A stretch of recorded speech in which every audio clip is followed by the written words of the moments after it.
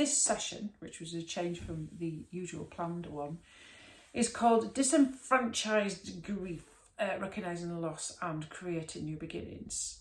And disenfranchised grief is a phrase, a term that is used to describe the situation that we are in at this present moment.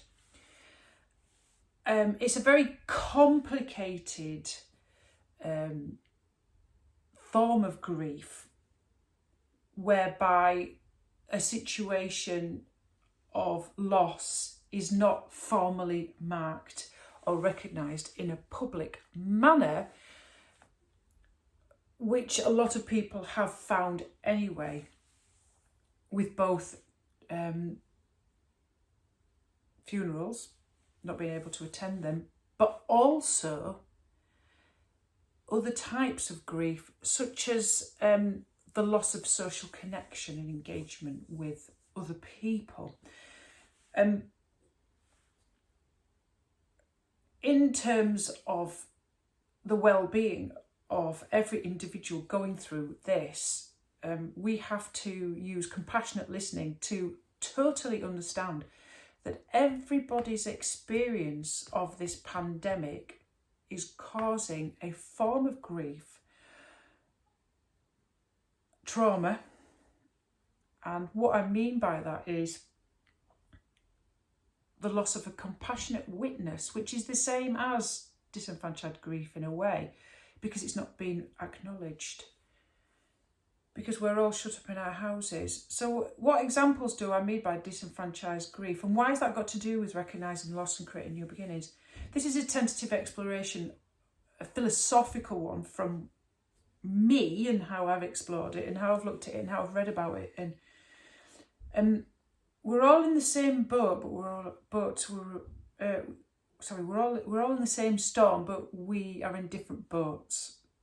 So what we have to recognise is our individual experience, and not kind of go and say, well, your grief is not comparable to mine, or that there is a kind of monopoly of grief. Everybody is really going through quite a lot. It's quite complicated. It's the shock of the virus, the sudden closing down of everything that just happened sort of literally within 2 or 3 days. And disenfranchised grief is to yearn for reality to be different, or how it was before. And what we're finding is that even when we come out of lockdown, it will not be the same, and it cannot go back to how it was before. So disenfranchised grief can include a loss of freedom, which leads to isolation and seclusion, a loss of identity, which may come from joblessness or a loss of income. A lot of people have experienced that, and it's had a very deep impact on their lives and their ability to carry out, their day-to-day existence and live in the way that they have done before. Being able to engage with people if you share interest, losing those clubs and those institutions and those communities that we've been with, whether it's, it can be, your bowling club and your cycling club and all these people that you've been connected with, that gives you a sense of everything. All this is to do with meaning and purpose. All these things are all interrelated entirely with our identity, and it's impacting our identity because it's a loss of identity which is causing this grief. But also as well, when you look at young people in school, they've lost their milestones. They've been unable to say goodbye to year groups and leaving school and going up into sixth form and going off to university. But also these transitional phases, whether it be not being able to attend a loved one's funeral, not being able to go to your end of year ball, not being able to say literally goodbye to the people in your institution or your club or who you work with. This has caused deep, impactful grief, real down there. And it might have also included a loss of dreams and hopes. And how do we work through this, through mindfulness? This is the big thing. How can we turn the negative into a positive? Looking back on the silver linings activity is a good way to work with it. So do go back to that video, because it's all about working hard to find positives. Now, the reason why I sort of thought about this is because the summer solstice is coming up. And it's a transitional phase in pagan ritual. Me personally, I'm not that kind of person. But, you know, we have this, when we have the winter solstice, we're looking forward to light and positivity. But when we come to the summer solstice, the days start to get shorter. And rituals are the most important way to mark disenfranchised grief and to help us get through disenfranchised grief. And I'll talk about that as well. You know, what rituals can we have? We have fire ceremonies with the summer solstice. What ritual can you have to mark this transitional phase that you wasn't allowed to have? We have ceremony, don't we, to help us get through loss. We have funerals, we have all these different occasions that we mark, and, you know, with young people as well. So what can we do? Think about rituals. We're going to talk about rituals and bring that into practice. What rituals can we do? We don't have to do the kind of a pagan sort of festival type thing, you know. Start dancing naked around, you know, Stonehenge. But they can be symbolic gestures. You don't have to literally do them. A ceremony helps us to move forward and helps us to have closure and new beginnings. So you could write a letter. You can prepare a special meal. You can have a collage of photos and mementos. You can go to a special place, do something you love. It might have been with somebody that you can't be with anymore. You can carry something around very special inside your wallet, for example, planting a tree, mural artwork, memory scrapbooks, lighting candles, anything. Your favourite movie watching and you're listening to your favourite music. Anything. Ceremony helps you move forward. Some people like to do a bit of prayer and a bit of chanting, a bit of singing. Me doing this. But, you know, there are different ways to kind of bring closure and to mark that occasion. So, or donate to charities. Anything, really, to kind of mark what's going through.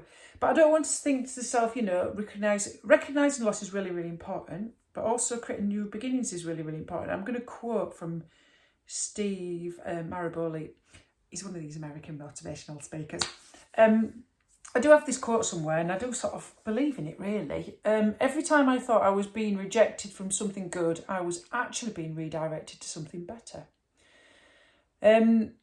So with each ending has the seeds and possibilities of new beginnings. And I suppose in a way we do mark that, don't we? Harvest festival, all these types of rituals to do with moving between the seasons, and things like that. Being able to say goodbye, it's hard, but also say hello to a new beginning.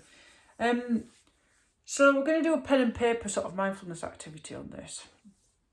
And obviously when we do summer solstice and fire ceremony and all this thing about ritual, you know, it's really important that we stay really, really grounded and centred, apparently, in our yoga practice.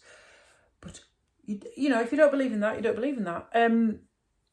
And we'll do a little practice and we'll do a little bit of reflection. Not only is that I've said before that it's really important to mark the occasion with a ritual and reflect on that. The importance of praise and gratitude and in assessing your achievements is really, really important. Because the problem is we have to work really, really hard, don't we, to find the positives in every negative situation, such as what we're in at the moment. And looking for that silver lining. And we are hardwired to think negatively because it is a protection response of your fight flight. It's your amygdala, isn't it? We are always looking for danger. So we're always going to be much more liable to be negative than we are to be positive. So we have to work on being less negative. And this is what the activity is about. So it's going to include mindful reflection, the importance of praise and gratitude and assessing our own achievements, because this self-knowledge is so important. But also approaching it with self-compassionate mindfulness, because we are so hard on ourselves, we never actually take a step out of ourselves to go, hey, do you know what? I haven't done that actually that bad. And I don't want you to think about big, massive achievements. I don't want you to think, oh my God, when I'm in lockdown, I've managed to read War and Peace and Dostoevsky, and I've managed to learn a new language or bake loads of sourdough bread.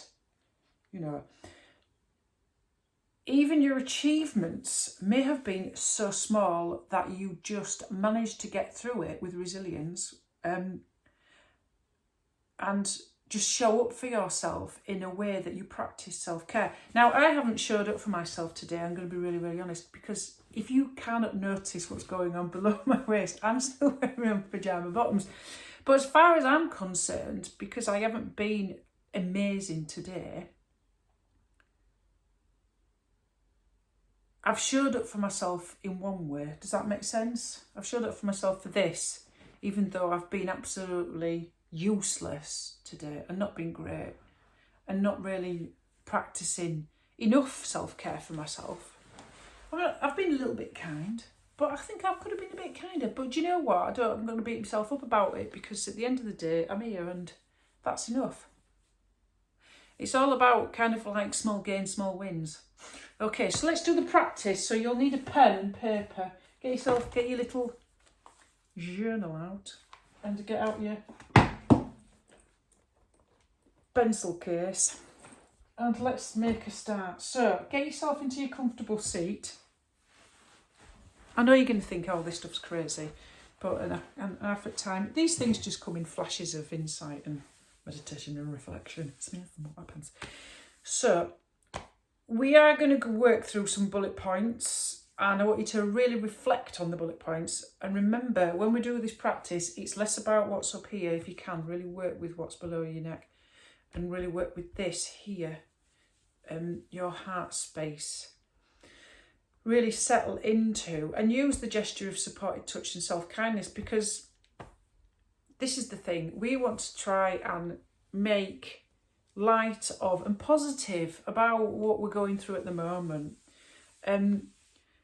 Because I'm hoping there is a new beginning coming, because fundamentally we're coming easing out of lockdown. That has its own challenges. I may even do a mindfulness practice on that. Because I'll be really, really honest with you, I've not found it easy. I'm suffering from agoraphobia and almost Stockholm syndrome. I don't go out. I do not go out. I will not go out, and I refuse to go out because I'm frightened, because the virus freaks me out and I don't go out at all. And I am, at some point, I'm going to have, and I'm more anxious about going out now that I know lockdown's easing. Does that make sense? Because before, if I tried to go for a walk, there'd be less people. Now there's just lots of them like that. So, yes, easing of lockdown poses its challenge, doesn't it? Even more. To the point where we haven't even gone to the supermarket this week. We've had the food delivered for the first time in 5 years, because it's just causes too much anxiety going to Lidl or Aldi. Okay, less about me, so more about you. So the thing is, what we're going to do then, so come to your seat. Remember that you are looking for a sense of poise, dignity and ease. So you're relaxed, but you're aware. And eyes closed or soft gaze. And we'll just take a few deep breaths, okay? Just to settle, centre and ground ourselves. Be big inhales through the nose and exhale through the mouth.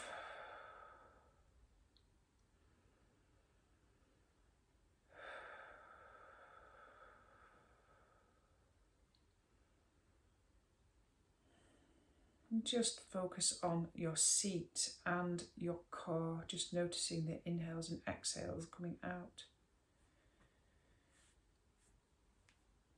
and in.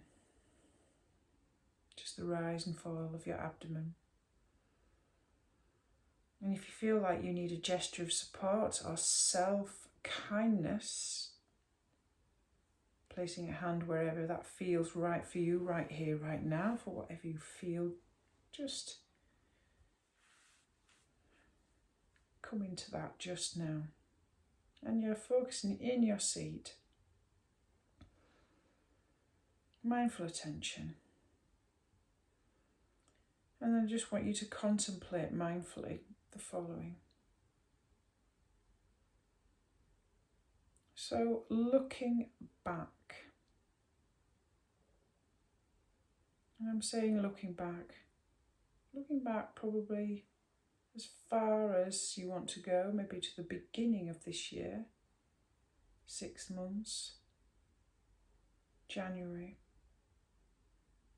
or just through lockdown. Just try to consider what you have achieved. It can be in work or home or study. And you can look with it with a sense of humour. It doesn't matter how small or large it is. It may be something that you've mastered using technology to keep in touch with your loved ones. The challenge maybe of balancing home study with the children with your own work from home. And even if things have been too challenging, you still manage to show up yourself with kindness and resilience. You may have just managed, like me, just to swap your pyjama bottoms for a pair of yoga pants, and that just marks your day. Maybe you just coped, and that's pretty good. So I just want you to connect with your heart space, really, really connect, and just consider this point. And when you're ready, take pen to paper and write whatever you think. Remember, we're looking to find the silver linings and the positives.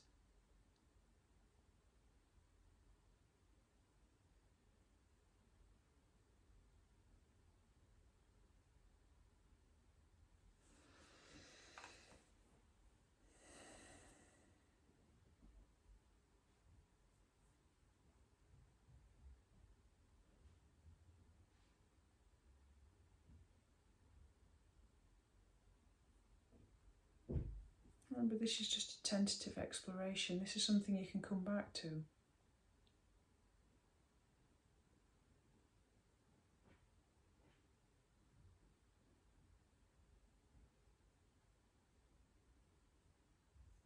Okay, let's come back to ourselves again. Let's find our seat and let's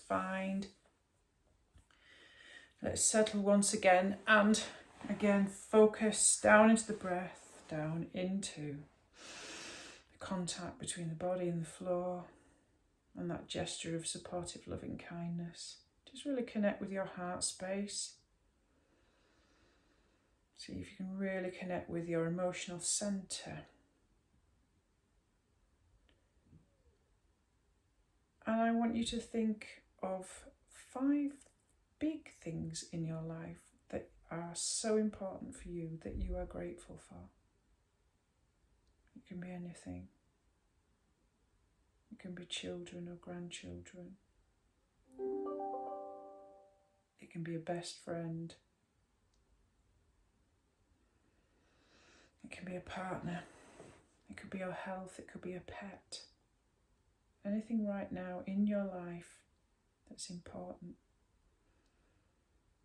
to you and grateful for. And when you're ready, write down those 5 big things.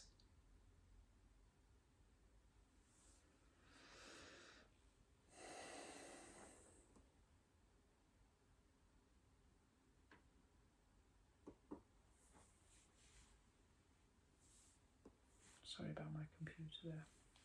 I do apologise. But if we practice mindfulness, we keep focused and aware. So So when you're ready, write down those 5 things.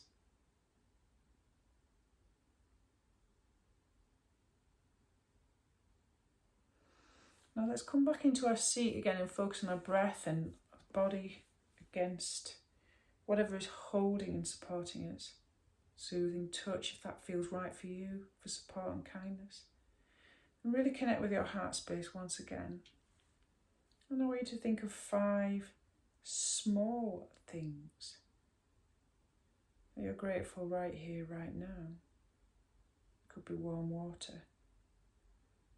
The bicycle pump the other day that saved you on a cycle trip. A genuine small act of kindness. Somebody smiled at you or picked something up for you the other day. It could be anything. It could be just the roof over your head. The fridge full of food. The tea caddy full of tea bags. 5 small things, just contemplate them. And when you're ready to write, just write them down.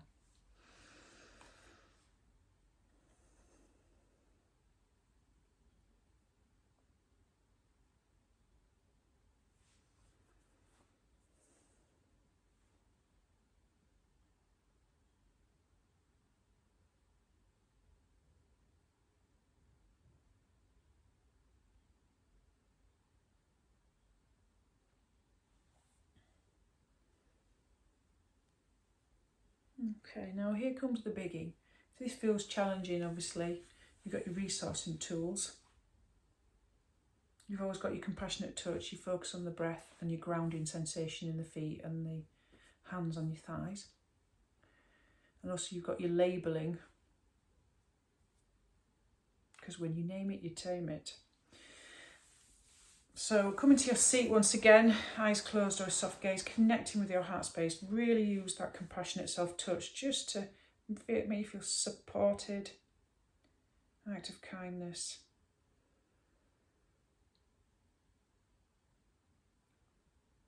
Which seeds have failed to germinate for you?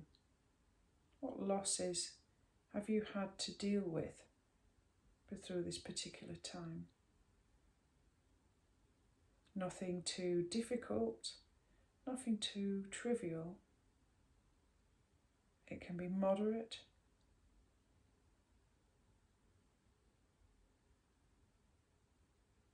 Nothing triggering.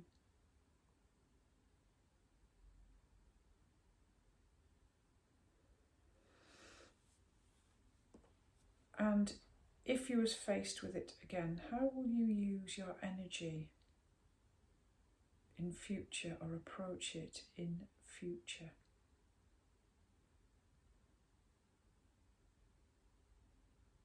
And what self-compassion,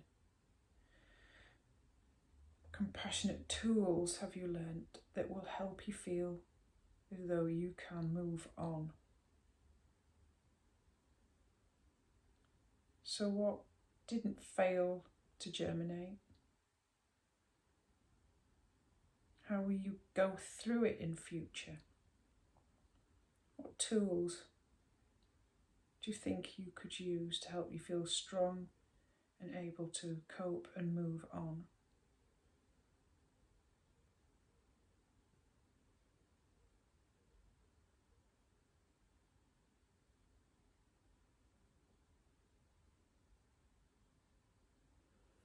And when you're ready to write that down,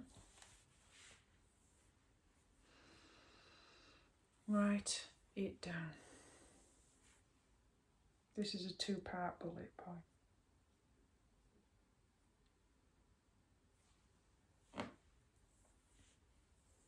Is there anything that you've learned through this process? Could be anything at all. It might have been a mindful technique.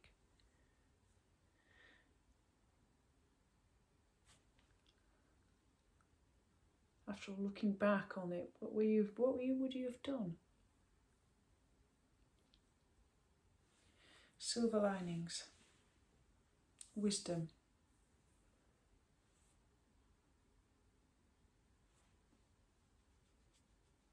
And then we're just going to come back. So, eyes closed, soft gaze, deep breath, settling into that centre of your heart space. What ritual do you think you could do to mark that occasion, which would help you to find closure with that seed that failed to terminate? What symbolic fire will you use to burn something? What can you mark that saying goodbye to? Will it be a collage, a letter, going to a special place at a special time, creating that mural, that artwork, setting up your altar, burning a candle or eating some food at a certain time, a meal? What ceremony would you like to do to mark this occasion and to move forward? What would you like to plant? What creative thing would you like to sow to start again?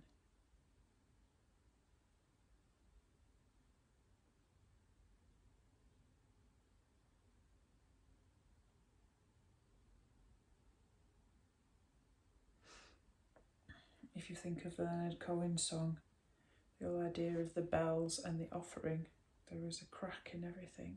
That's how the light gets in.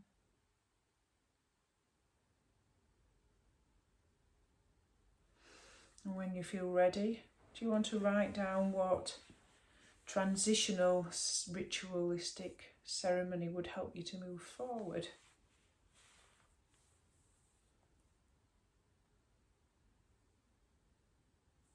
Sacred to you. It's personal. Or maybe you might want to share it with somebody.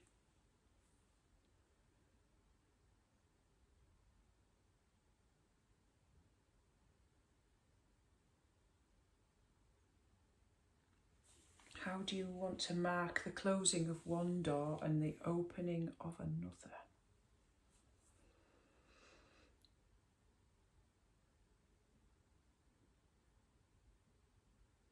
A clearing out of the past, ready for the future. How can you say goodbye?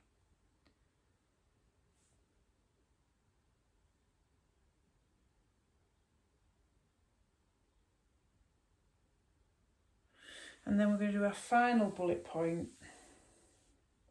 before we finish this practice and reflect on anything.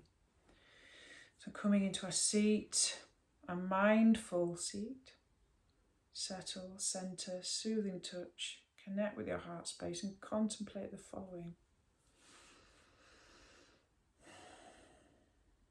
Who do you think has helped you realise how you can move forward, and how can you thank them? It could be a friend, a lover, a teacher, author in a book that you read, a poet, a singer.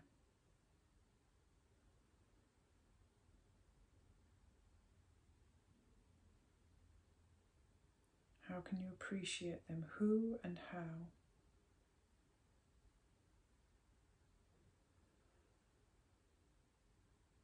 Maybe you could send them each a mark of gratitude and appreciation.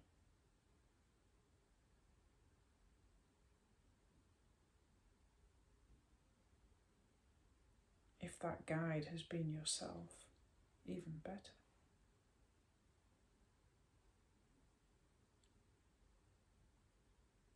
You know what they say about putting a woman in hot water like a tea bag? She doesn't know how strong she is until she gets in there.